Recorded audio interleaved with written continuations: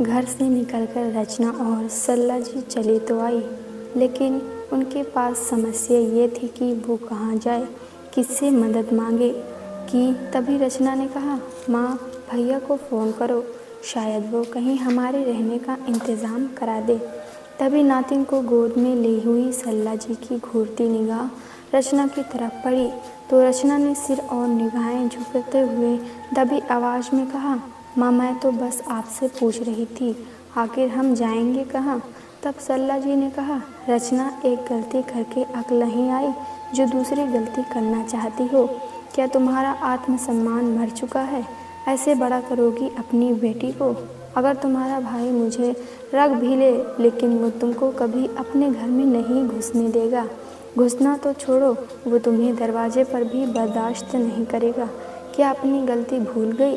कितनी मिन्नतें की थी मैंने, और उसने तुमसे हाथ जोड़कर कितनी, लेकिन तुमने हमारी एक ना सुनी। कहकर सल्ला जी चुप गई। रचना और सल्ला जी स्टेशन के प्लेटफॉर्म पर आकर बैठ गई।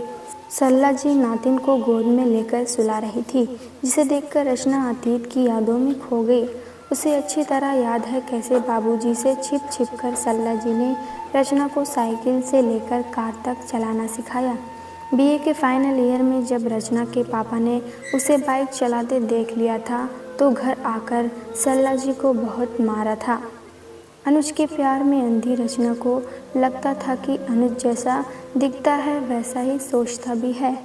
उसके परिवार की सोच की आधुनिक होगी। वो अपने घर के रूढ़िवादी और लड़ाई झगड़े से परेशान हो चुकी थी। वो इन सब से बाहर निकलना चाहती थी, इसलिए उसने घर से बाहर अनुज से शादी करने का फैसला लिया। लेकिन रचना को शादी के बाद पता चला कि उसकी ज़िंदगी तो पहले से भी ख़राब हो गई। अब तो उसे हर रोज़ अनुज के साथ साथ उसके माँ पापा, देवर और ननद सब मारते थे। अनुज के लिए वो सिर्फ उसकी शारीरिक भूख मिटाने का समाधान मात्र थी, और उस घर के लिए एक नौकरानी। रोज़ रोज़ उसके साथ मारपीट और गाली गलौज होती। कभी खाना मिलता तो कभी भूखी ही रह जाती। हद तो तब हो गई जब रचना की बेटी होने के बाद उसके साथ साथ अनुज के अपनी नवजात बेटी को भी थप्पड़ मारा और बेड पर पटक दिया। उस दिन रचना ने अपनी और अपनी बेटी की जान बचाने के लिए, आपकी बेटी है ना जो किसी और के साथ भागकर शादी कर ली थी? अच्छा रमिया, मुंबई में रहने की व्यवस्था हो जाएगी क्या? सल्ला जी ने कहा, मेम साहब, बहुत बड़ी खोली तो नहीं, मेरी चाल में रहती हूँ, आप चाहो व्यवस्था करा सकते हो। किसके लिए करानी है? मेरे लिए। अब इससे आगे और इससे ज़्यादा कुछ मत पूछना, क्योंकि मैं बता नहीं पाऊंगी। सल्ला जी ने कहा।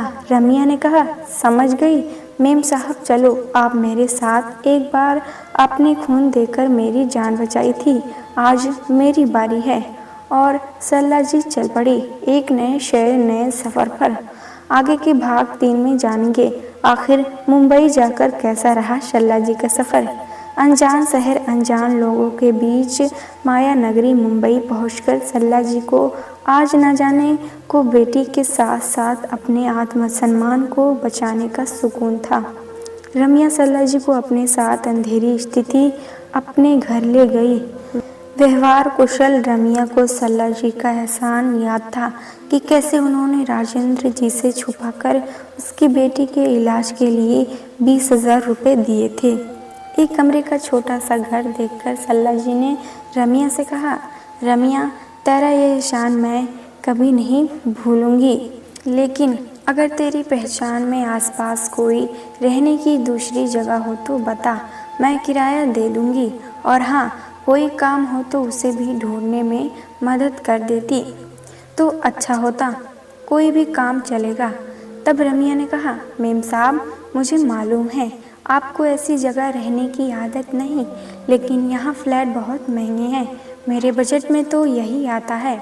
मेरी नज़र में काम तो आपके लायक कोई नहीं है। सल्ला जी ने कहा, मियाँ तू भूल जा कि अब ये सल्ला राजेंद्र प्रताप की पत्नी है। ये सल्ला एक सामान्य तेरी तरह आम औरत है। मैं कोई भी काम करने के लिए तैयार हूँ। कहते हैं जहाँ चाह होती है वहाँ राह खुद ब खुद मिल जाता है।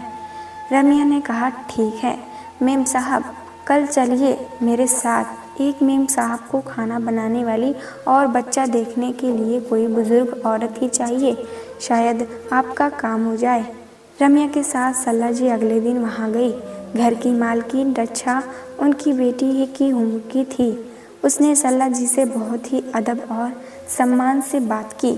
उनको बताया कि 2 लोगों का खाना बनाने के साथ उसकी 2 साल की बेटी की भी देख रेख करनी होगी, क्योंकि रक्षा नौकरी करती थी, इसलिए उसे उसकी बेटी के लिए एक सहायक की ज़रूरत थी। सल्ला जी को काम मिल गया। उनकी बेटी भी आसपास के छोटे बच्चों को ट्यूशन पढ़ाने लगी। तभी उसे पता चला motorcycle, scooter, car training master की उसने अब ट्यूशन के साथ साथ वो काम भी शुरू कर दिया। सल्ला जी और रक्षा अब एक दूसरे के लिए परिवार की तरह हो गए थे। रक्षा ऑफिस और घर दोनों ही जिम्मेदारियों को बखूबी निभाती, जबकि उसके पति को घर के किसी भी काम से मतलब ना होता, ना ही नाते रिश्तेदार से। एक दिन सल्ला जी अचानक रक्षा के घर पहुंची तो उन्होंने देखा कि रक्षा के पति ने रक्षा को गुस्से में एक थप्पड़ मारते हुए कहा, अगर तुमसे घर, ऑफिस और बच्चा नहीं संभलता तो छोड़ क्यों नहीं देती नौकरी? तुमसे कोई भी काम ढंग से नहीं होता। तुमने मुझसे बिना पूछे अपने मायके पैसा क्यों दिए?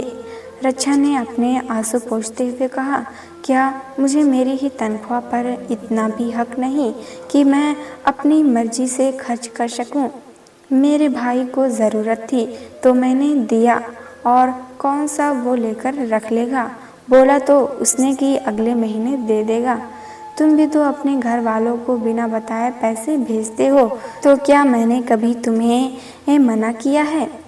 लेकिन रक्षा के पति का गुस्सा आज 7वें आसमान पर था। उसने रक्षा को जोर से धक्का दिया और घर से बाहर निकल गया। सल्ला जी घर के अंदर दाखिल हुई तो रक्षा रो रही थी। सल्ला जी ने रक्षा बिटिया कहकर कंधे पर हाथ रखा तो रक्षा सल्ला जी से लिपटकर रोने लगी। रोते रोते रक्षा ने कहा, मौसी, क्यों हर दोष तो औरत के सिर पर दिया जाता है? क्यों सब कुछ करने के बावजूद औरत के हिस्से तारीफ नहीं आती? शादी होते क्यों लड़के को हर बात, हर काम के लिए इजाज़त लेनी होती है? जब मैं इनके घर वालों पर पैसे खर्च करती हूँ तब इनको सबको बहुत अच्छा लगता है, लेकिन अगर मायके या खुद पर खर्च करना हो तो इजाज़त लेनी पड़ती है। क्यों? सल्ला जी निरुत्तर खड़ी भी। उन्होंने यकीन नहीं हो रहा था कि इतने बड़े शहर में और पढ़ी लिखी आत्मनिर्भर महिलाओं के साथ भी ऐसा व्यवहार होता है। उन्होंने कहा, बिटिया, अपने अनुभव से कह रही हो? अपने पति को खुली और कड़ी चेतावनी दे दो कि तुम उसका ये व्यवहार आगे से नहीं बर्दाश्त करोगी, वरना जिस आदमी ने एक बार तुम पर हाथ उठाया और तुमने चुपचाप सह लिया तो वो जिंदगी भर और हर बात पर तुम पर हाथ उठाएगा, तुम्हें अपमानित करेगा। गृहस्थी चलाने की जिम्मेदारी और हिस्सेदारी पति पत्नी दोनों की होनी चाहिए, किसी एक की नहीं। बच्चों के कारण मैंने भी अपने पति के हर गलत व्यवहार और मारपीट को पूरी उम्र बर्दाश्त किया। मुझे लगता था इससे बच्चों का भविष्य सुधर जाएगा, लेकिन ऐसा कुछ नहीं हुआ, बल्कि उसका उल्टा असर ही बच्चों पर हुआ। क्योंकि बच्चा जितना सिखाने से नहीं सीखता, उतना आसपास की और परिवार की माहौल को देखकर सीखता है। कहते हुए उन्होंने अपनी पूरी कहानी रक्षा को बताई। सल्ला जी की बात को सुनकर रक्षा ने कहा, मौसी, आपने बिल्कुल सही कहा। अच्छा हुआ जो आपने मुझे समझा दिया, और मुझे हिम्मत देने के लिए आपका शुक्रिया। रक्षा ने अपनी आवाज़ बुलंद की और अपने पति को खुले एवं कठोर शब्दों में चेतावनी दी कि अगर आज के बाद उसने हरकत दोबारा की तो वो उसे हमेशा हमेशा के लिए छोड़कर चली जाएगी। सल्ला जी सोचने लगे कि काश कोई उन्हें भी समझाने समझने और साथ देने वाला होता तो इतनी देर न होती या बात को बिगड़ने से पहले ही संभाला जा सकता था। देखते देखते 3 सालों में सल्ला जी ने चाल से हटकर एक फ्लैट किराए पर ले लिया और अब छोटे बच्चों के लिए द केयर का काम कर से शुरू कर दिया। अचानक 7 सालों बाद उनके फ़ोन पर एक फ़ोन आया, जो फ़ोन उनके बेटे का था। उसने कहा, माँ मैं आ रहा हूँ आपको लेने, जिसे सुन सल्ला जी भावनाशून्य हो गई। ये कहा, माँ पापा से आप इतना नाराज़ हो गई कि घर छोड़कर चली आई। पता है आपको ढूंढने में कितनी मेहनत लगी मुझे। रमिया और उस पेपर पर छपे लेख से आपके बारे में पता चला। अरे थोड़ा तो सोचा होता था आपने पापा के बारे में। पूरी ज़िंदगी उनके साथ बिताने के बाद आपने ऐसा फैसला क्यों लिया? इससे अच्छा तो आप दोनों जवानी में ही एक दूसरे से अलग हो जाते। तब भी तो पापा आपको नशे में मारते और गालियाँ देते थे। तब आपने अगर ये फैसला नहीं लिया तो अब क्यों? रोशन ने अपनी माँ सल्ला जी से कहा। सोफे पर बेटे पति के ठीक सामने बैठी सल्ला जी आंखों पर चश्मा, खादी की साड़ी में बिना सिंदूर बिंदी लगाए आज पूरे आत्मविश्वास के साथ दोनों बाहों को मोड़े बैठी हुई थी। सामने रखे सेंटर टेबल पर न्यूज़पेपर में छपा उनके नाम के कॉलम का कोना, जिसमें लिखा था लाखों महिलाओं के लिए प्रेरणा स्रोत सल्ला जी की सफलता की कहानी, जिसे देखकर राजेंद्र जी को ऐसा लग रहा था जैसे कोई उन्हें मुंह चिढ़ाकर बोल रहा हो, देख लो राजेंद्र, जिसको तुमने कभी सम्मान नहीं दिया उसको आज पूरी दुनिया सम्मान दे रही है। तभी उनके पति राजेंद्र जी ने कहा, बेटा तू किससे बात कर रहा है और किसको समझाने की कोशिश कर रहा है? जरा ध्यान से तो देख, अपनी माँ को बिना सिंदूर बिंदी लगाए किस घमंड में बराबरी पर बैठी है, और इसे ज़रा भी शर्म लिहाज और समाज बिरादरी में हमारी इज्जत मान सम्मान की चिंता होती तो ये घर छोड़कर आती ही नहीं। इसकी चाल चलन तो शुरू से ही ऐसे ही थे, तभी तो इसने अपनी बेटी को भी बिगाड़ दिया। वो तो बस मेरे बेटे तुझ पर इसका जोर नहीं चला, वरना ये तुझे भी बिगाड़ ही देती। सामने खड़ी रचना आज नजरें झुकाए किसी अपराधीन की भांति खड़ी थी कि तभी रोशन ने कहा, कहीं ये सब इस रचना की वजह से हुआ, वरना माँ कभी ऐसा करने की हिम्मत कर ही नहीं सकती। 70 साल की उम्र में छड़ी के सहारे चलते राजेंद्र जी की हड्डियों में जोर भले ना बची रही, लेकिन पुरुष रूपी पति का अहंकार आज भी जवान ही लग रहा था, जो इस उम्र में भी पत्नी को दबाकर पैरों के नीचे रखने के लिए बेकरार था। लेकिन सल्ला जी अब बहुत आगे निकल चुकी थी। उनके चेहरे पर एक आत्मविश्वास की चमक थी। अब वो डरी सहमी कमज़ोर महिला नहीं थी, जिसे जमाने, समाज और परिवार बच्चों का डर दिखाकर कमज़ोर किया जा सकता था। वो बेटे और पति की बातों को सुनकर मुस्कुरा रही थी। तभी बेटे ने कहा, माँ अब आप मुस्कुराना छोड़कर हमारी बातों का जवाब भी देंगी? आप इतना स्वार्थी कैसे हो सकती हैं, जो अपने बीमार और कमज़ोर पति को बुढ़ापे में बेसहारा छोड़ दे? आपका को पता भी है पापा को पैरालिसिस अटैक आया था।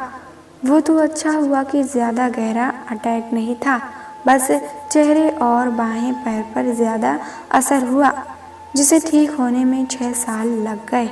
अब बुढ़ापे में जब इनको आपकी सबसे ज़्यादा ज़रूरत है, तब आप उन्हें छोड़ रही हैं। ये कैसा घमंड माँ! एक औरत का, खासकर पत्नी, इतना स्वार्थी होना ठीक नहीं। अब भी देर नहीं हुई, आप चलिए हमारे साथ अब घर, और यहाँ रचना को रहने दीजिए। आज एक पल में सल्ला जी की पुरानी सारी कड़वी यादें ताज़ा हो गई। आंखों में आंसुओं को रोकते हुए उन्होंने आंखों से चश्मा उतारकर टेबल पर रख दिया और सफ़ेद रुमाल लेकर आंखों के गीले हुए कोरों को पोंछकर खुद को खुद ही संभाल लिया। और तब सल्ला जी ने मुस्कुराते हुए बड़ी सौम्यता से कहा, हाँ बेटा, तुमने बिल्कुल सही कहा। मैं एक स्वार्थी पत्नी हूँ, तभी तो इनकी मार खाकर और भद्दी भद्दी गालियाँ सुनकर भी इनकी सेवा करती रही। इनके घर और रिश्तों को अपना समझकर घर के एक एक कोने को करीने से सजाती रही। प्यार और संपरण से रिश्तों की बगिया को सींचती रही। अपने बच्चों की छोटी छोटी ख्वाहिशें पूरी करती रही। उनकी परवरिश करती रही ताकि उन्हें कोई तकलीफ़ ना हो। लेकिन एक झटके में मेरे ही वजूद और परवरिश पर प्रश्न चिन्ह लगा दिया गया। सारा दोस्त मेरे सिर्फ मड़ दे दिया गया। क्या बच्चों की परवरिश सिर्फ माँ की जिम्मेदारी होती है? क्या एक औरत सिर्फ और सिर्फ अपमानित करने के लिए होती है? बड़ी आसानी से कह दिया तुमने कि मैं लौट आऊं, लेकिन तुमने एक बार भी नहीं पूछा, माँ आप कैसी हैं? आपने मुझे ये क्यों नहीं बताया? मैं आपका साथ देता। ये कैसा कोई व्यवहार जो तुमने किया होता, जो एक बेटा होने के नाते तुम्हारी किसी भी संवेदना को मेरे प्रति होती है। तुमने तो ये तक जानने की कोशिश नहीं की कि जिस वक्त तुम्हारे पापा ने हमें घर से निकाला था, उस वक्त हम कहाँ गए, कैसे रहे, किन मुश्किलों का सामना किया? कुछ भी नहीं। ये नाम, ये शोहरत मुझे खैरात ने नहीं मिले। इसके लिए मैंने कई रातें जागकर, भूखे रहकर, कभी रोकर तो कभी हंसकर बिताई है। तब जाकर मैंने अपना घर बनाया और नाम पैसा कमाया है। आज मुंबई जैसे जगह में लोग मुझे मेरे नाम और काम से जानते हैं। ये फेमल प्ले स्कूल और बुकीट एक रात में नहीं बने, और मैं अपनी मेहनत छोड़कर कहीं नहीं जाऊंगी। रही बात तुम्हारे पापा की, तो इनको हमेशा से इस बात का घमंड था कि पैसा हो तो कोई भी सेवा करने के लिए तैयार रहता है, तो ये पैसा देकर जिससे चाहे अपनी सेवा करा सकते हैं। लेकिन मैं इनकी सेवा नहीं कर सकती। हाँ, इनको पैसों की ज़रूरत हो तो ज़रूर दे सकती हूँ। और हाँ रोशन, तुम्हें तो अपनी बहन का सुरक्षा कवच होना चाहिए, क्योंकि एक भाई सदैव अपनी बहन की रक्षा करने की रक्षा बंधन पर कसमें खाता है। लेकिन कोई बात नहीं, मेरी बेटी की वजह से कभी कुछ नहीं हुआ। ये सब कुछ तुम्हारे पापा के बुरे व्यवहार की वजह से हुआ। लेकिन मैं तो कहता हूँ, जो हुआ अच्छा ही हुआ, वरना मैं खुद को कभी पहचान ही नहीं पाती। और एक आखिरी बात, आज तो समझदार पुरुष मिलकर एक औरत को उसके कर्तव्य बता रहे हैं, तो क्या मैं उन पुरुषों से जान सकती हूँ कि क्या आप दोनों को भी उतना ही अपने कर्तव्य का बोध है जितना आप दोनों मुझे बता रहे हो? एक बेटा होने के नाते क्या तुम्हारे कोई कर्तव्य नहीं बनते पिता की तरफ? क्यों जिस बेटे को जन्म देने के लिए लोग मन्नतें, पूजा पाठ, व्रत रखते हैं, वो उनकी सेवा नहीं कर सकता? अब सारे कर्तव्य एक पत्नी, माँ और औरत के ही हैं, तो पुरुष उसको शिक्षा देने वाला या अपमानित करने वाला कौन होता है? आप दोनों यहाँ से जा सकते हैं, कहकर घर के बाहर का रास्ता दिखाते हुए सल्ला जी ने उन लोगों से हाथ जोड़ लिए।